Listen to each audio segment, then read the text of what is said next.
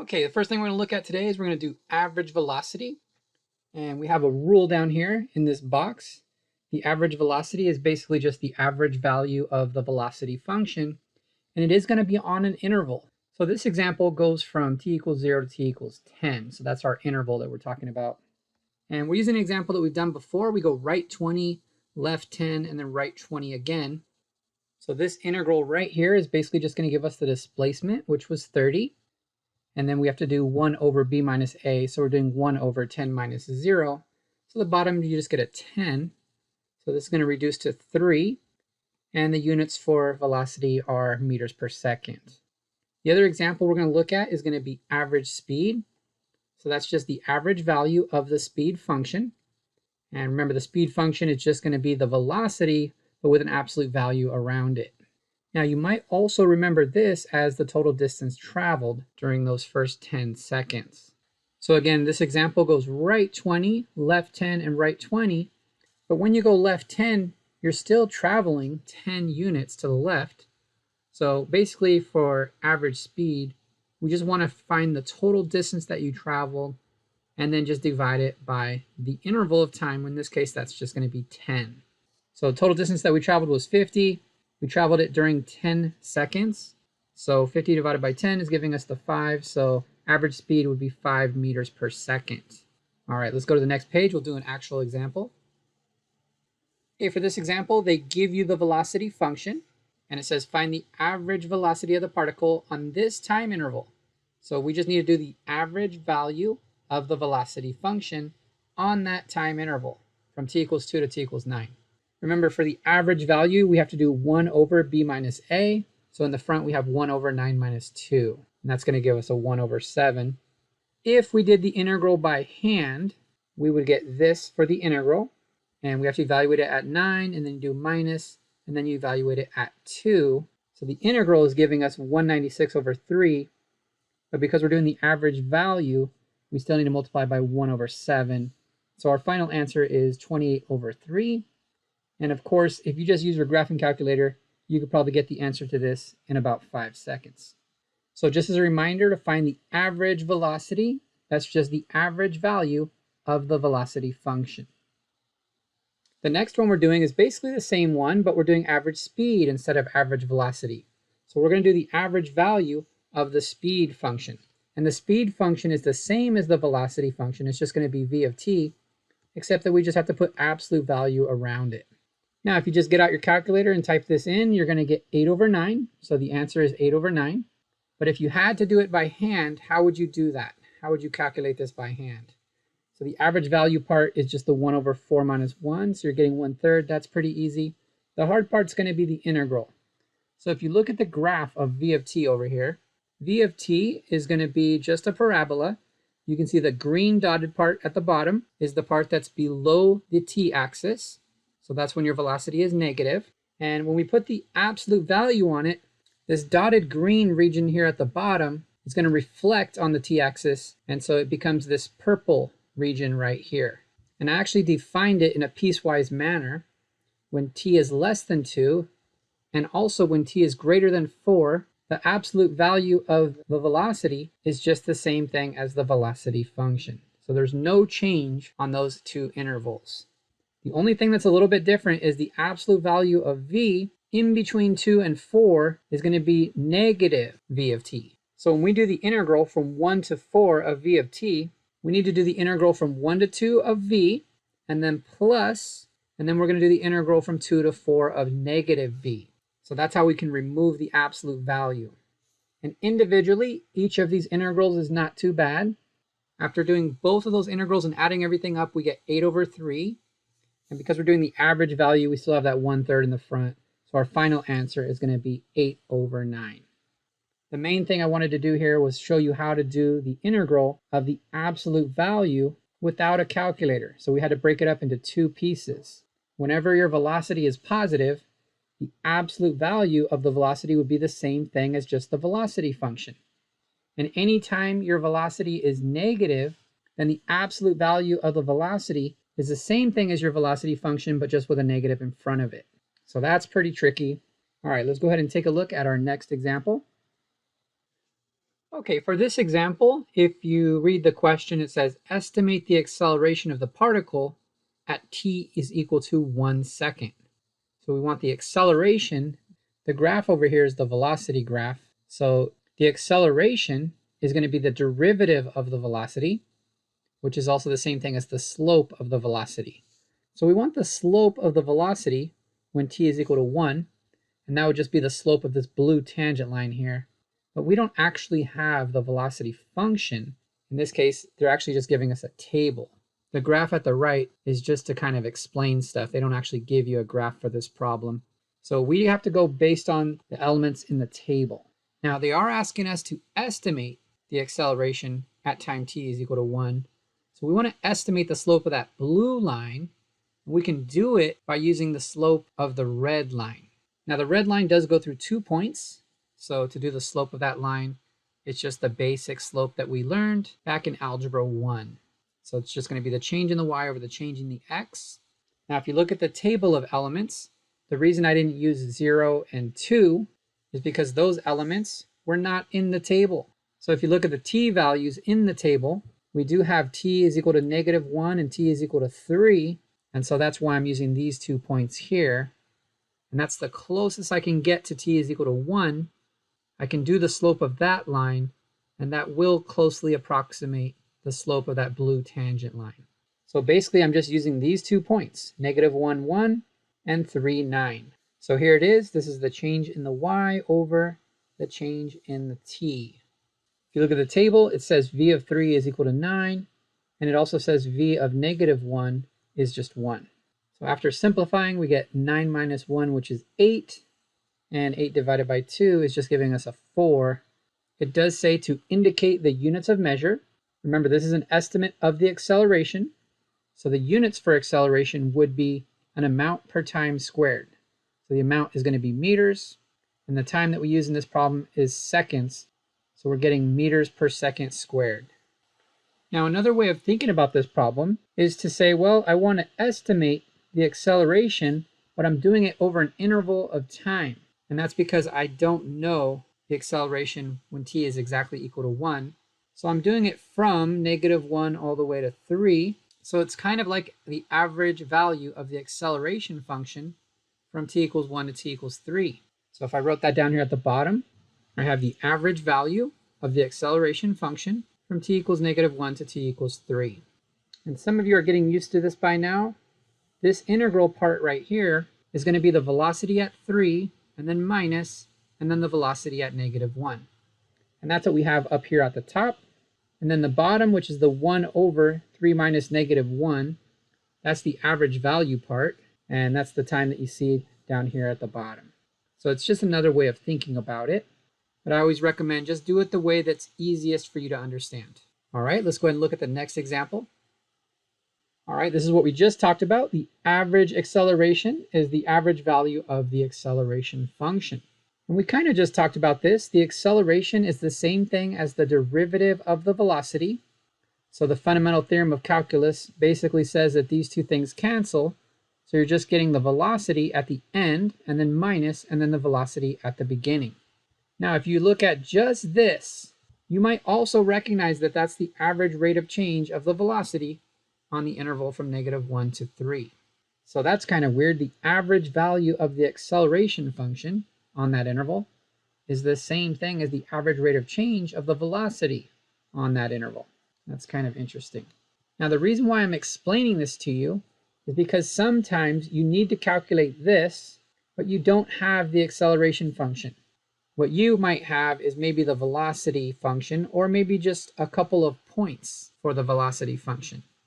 So how can you find the average acceleration if you don't have the acceleration function? Let's say, for example, if you just had a few points from a table. Well, this is how you would do it. And we just did that in our last example. Okay, here we go again. We're kind of doing the same problem we did with number 3, but we're just doing it in a different way. And here they're actually using the word average acceleration. So that is what we did on example 3, but they didn't use those words on example 3. So remember, the average acceleration is just the average value of the acceleration function. And then it's just going to be on the interval that they give you. So we're going from -6 to 5. Now, this is the problem I was just talking about. We don't have the acceleration function. We don't even have the velocity function. All we have is a few points for the velocity function. These are just a few of the points for the velocity function. But if you notice that we are going from -6 to 5, and -6 and 5 are both values of t that we know the velocity for. So we can rewrite the acceleration as the derivative of the velocity, and then using the fundamental theorem of calculus, the integral and the derivative are basically going to cancel, and you're just going to have the velocity at the end, and then minus, and then the velocity at the beginning. And just like question 3, we know the value of v of 5, and we know the value of v of -6.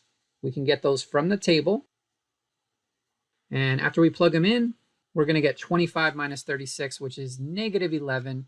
And that's why we're getting -1 for our final answer. So the average acceleration of the particle over that time interval is going to be -1. And then the units, remember, it's an acceleration, so it's going to have the same units as the acceleration function. In this case, that would be meters per second squared. So question number 3 and question number 4 are kind of the same example. They are on different intervals, and they did use different wording. So here they're saying the average acceleration on this interval. So that's just the average value of the acceleration function on that interval. All right, let's take a look at question number 5. For number 5, it says find the average rate of change of v on the given interval from 2 to 12. So the average rate of change is just the slope of the secant line. So I plotted this point right here, and I plotted this point right here, and I connected it with a dotted line. And it's pretty easy to find the value of each of those points. So this point right here is going to be 210, and this point right here is going to be 1220. So it's not going to be very hard to find the average rate of change of v on that interval. It's just the slope of that secant line. So I'm doing 20 minus 10. That goes on top. That's kind of like you're changing y. And then I'm going to do 12 minus 2 on the bottom. That's kind of like you're changing x. Even though it's not an x, it's actually a t. But it's the same idea. So our final answer, we're getting 10 over 10, which is just a 1. It doesn't actually ask for the units here. But what I want you to do is I want you to think about this is the slope of the velocity. It's a slope on an interval, not at a point, but it's still like the slope of a velocity. So it's kind of like the derivative of the velocity. So it would have the same units as the derivative of the velocity. So that means it would have the same units as acceleration, which would be an amount per time squared.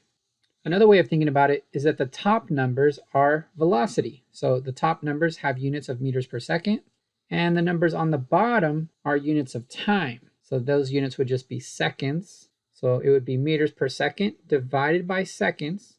So that's how we're getting meters per second squared. Again, this question did not ask for units of measure. So if you did not put the units, I don't think they would take any points off.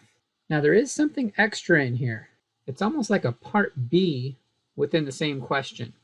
Now that we found the average rate of change of v on that interval, they want to know if the mean value theorem applies on that interval, and they want you to say why or why not. So this picture right here is just to kind of help you remember what the mean value theorem is.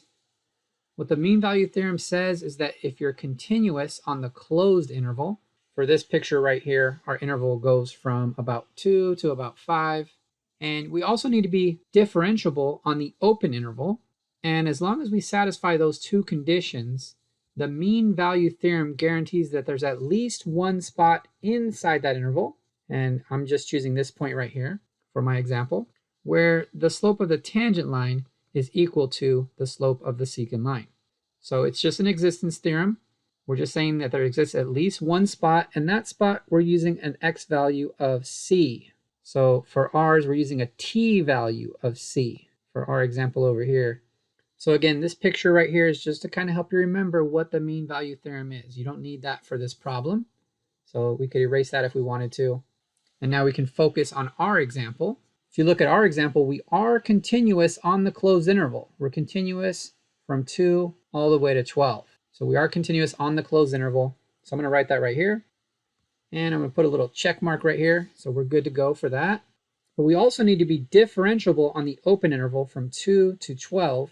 And we are not. Because if you look at t equals 4, we have this sharp corner over here.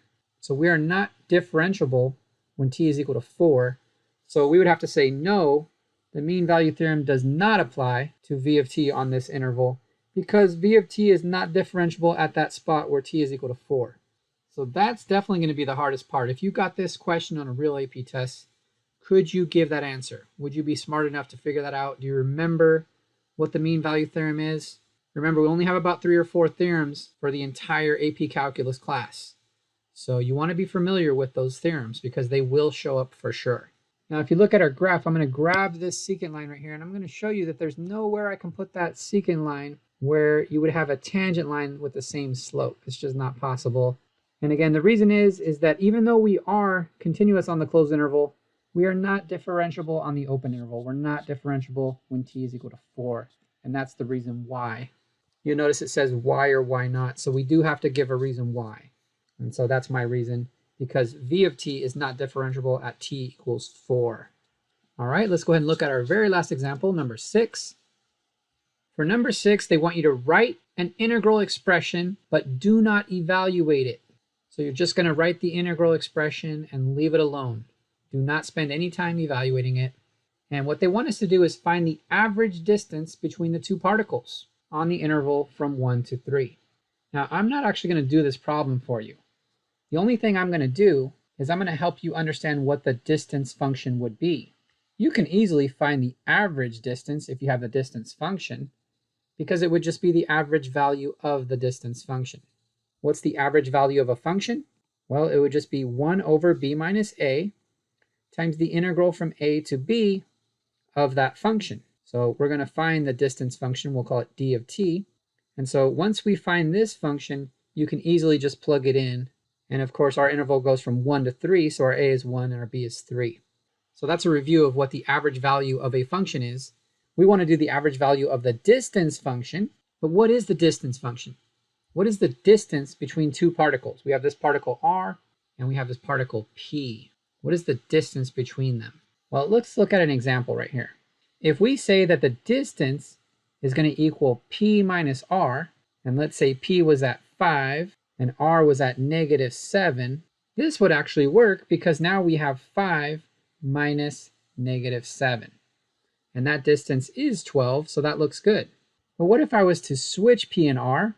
What if I put p over here and r over here? Does my distance formula still work? P is at position -7, and then I'm going to do minus, and r is at position 5 along the t-axis. So in this case, I'm getting that my distance is equal to -12. So that's a bit of a problem because I have a negative. How can I fix that? What can I do to fix that? I want the distance between them to always be positive. What can I do to make the distance always positive? Well, you can just put the absolute value around it. If I put the absolute value around it, then my final answer is just going to be positive 12. So that is your distance function. We're going to say d of t is equal to the absolute value of p minus r. Now you could also put absolute value of r minus p. That's fine. Just be very careful. If you were to actually plug in the r or the p, you must put parentheses around it, especially the r, because you're supposed to be subtracting all 4 of those pieces. So just be very careful when you actually plug in the p or the r. Now, because we're not evaluating this, I would say don't plug in the p, don't plug in the r. Because we've said what r is equal to, and because we've said what p is equal to, we can now just use the letter p to represent all of this stuff here. And we can just use r to represent all of this stuff over here. Remember, we want our answers to be as simple as possible. So this is very simple right here. Remember, that's just the distance function. You still need to do the average value of that function. And I'm going to leave that up to you guys to do. I'm not going to actually do that part for you. But we did talk about it at the beginning of this example. If you rewind the video a little bit, you'll see what to do now that we know what the distance function is.